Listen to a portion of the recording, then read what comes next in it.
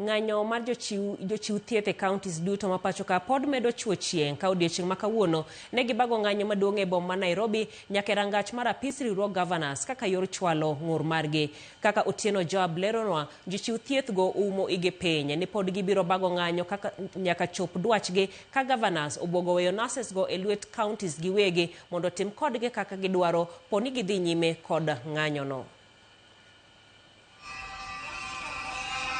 Chenro mag thieth osebedo kod ng'ikruok ka jotuo osiptende mopogore opogore mag piny owacho chuno mondo odog pacho kata nyaka dhi osiptende mag ji giwegi kaluwore kod ng'anyo mar jochiw thieth pachoka mangima.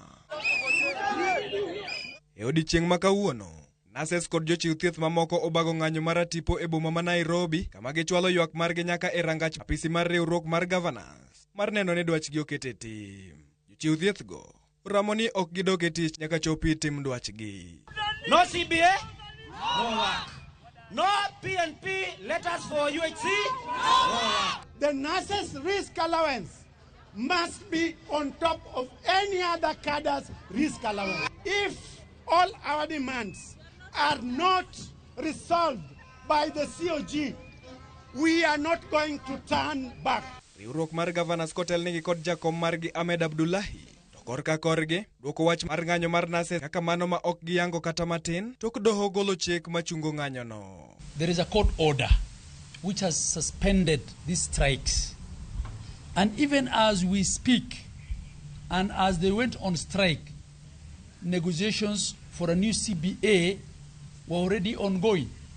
So we don't know what they're striking about. Gimedo ni jochiw thieth mag UHC mondo odoge tich ni mar omenda margi oseikore. Kendo ibichulgi e kinde mabiro e sama girito mana puotho mar chudo makamano. Ahmed wacho ni nases motamore dok e tich tok ng'eto mar doho. Koro gibiro weyo lwet counties mondo otim kaka gidwaro gi nases makamago. We are all in agreement that UHC staff ought to be permanent and pensionable. And all we are seeking is entrenchment of the funding in perpetuity so that the money is available next year, the other year, and 20 years from now.